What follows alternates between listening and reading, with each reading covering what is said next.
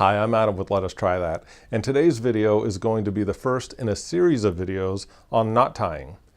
Knot tying is a skill that I think just about everyone should take some time to learn.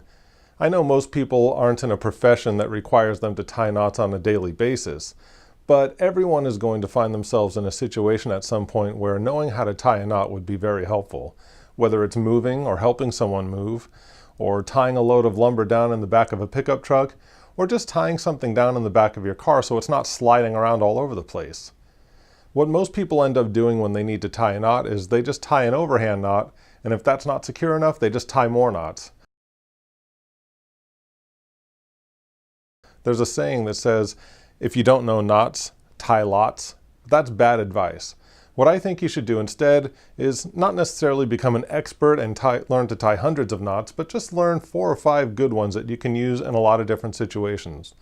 So today we're going to start with one of the most basic knots that most people learn to tie when they're first starting to learn knot tying, and that's the bowline knot.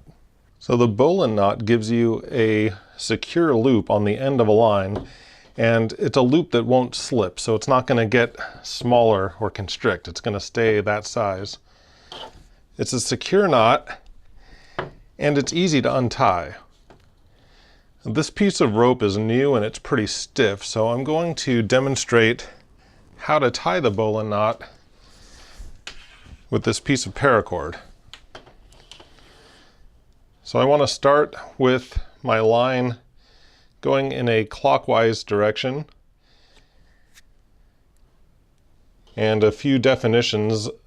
This is the running end or the working end, and this longer piece is going to be the standing end. So with my line going in a clockwise direction, I want to reach in from the inside, and I'm just going to twist the line toward me, creating a loop. So I've got this loop spiraling in a clockwise direction, and it's spiraling up with this line on top. If it's the other way, that's no good. I don't want this line going underneath. So I'm going to reach across, give it a little twist, and I've got the line spiraling up in a clockwise motion. The running end is going to come up through this loop,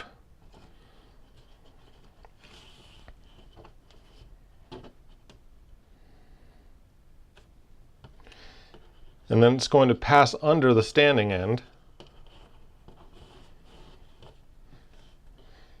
and then it's going to go back through that hole again.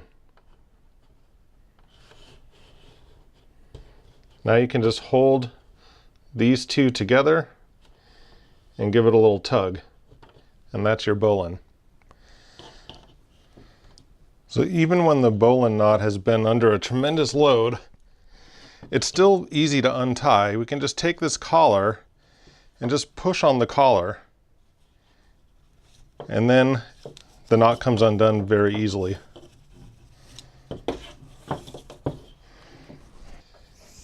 And one way that a lot of people teach to remember how to tie this knot is after you create your loop,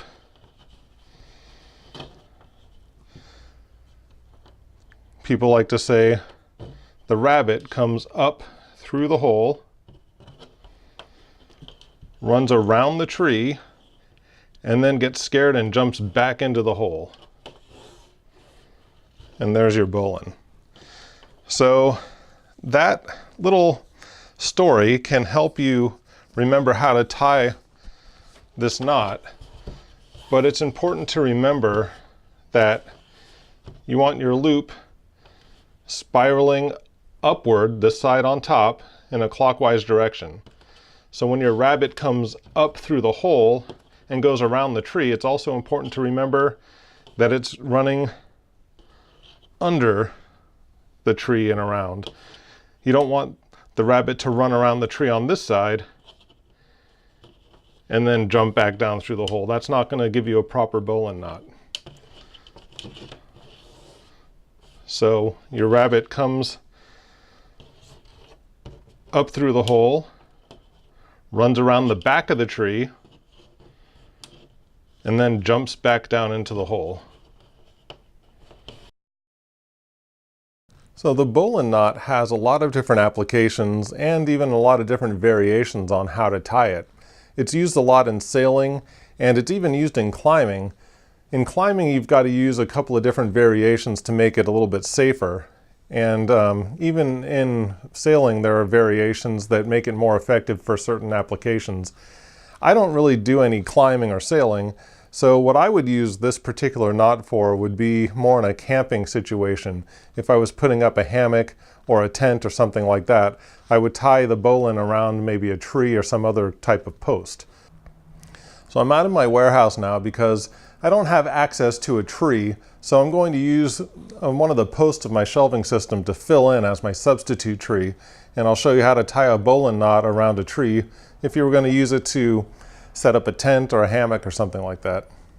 Okay, so if this is my tree, I want to go around the tree in a clockwise fashion.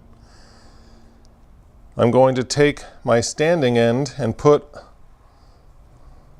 a loop in the standing end, and it's spiraling up in a clockwise fashion.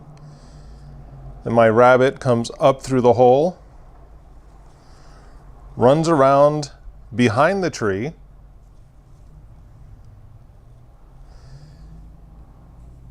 goes back down through the hole,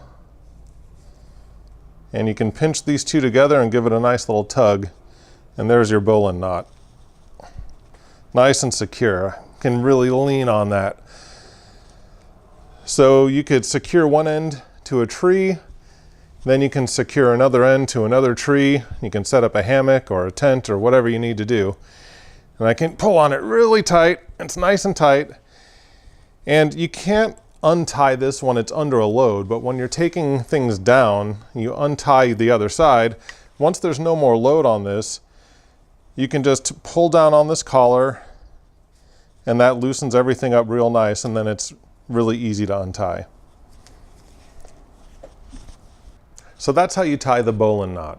Like I said before, there are a lot of different variations. So if you're going to use this knot for things like climbing or sailing, you might want to look into some of those variations. Some of the different ways of tying the knot add things that make it safer or more effective for those types of applications. If you're putting up a tent or a hammock or something, the way I showed you will work just fine. And actually, there are a lot of different applications for it. If you use your imagination, I'm sure you'll find that this knot can come in handy in a number of different situations. That's going to do it for this video. If you like it, please give it a thumbs up, leave a comment. If you didn't like the video, go ahead and leave a thumbs up anyway. If you want to see more videos in the future, subscribe and make sure you hit that little bell icon so you get notified and you won't miss any future videos. Thanks for watching, and I'll see you next time.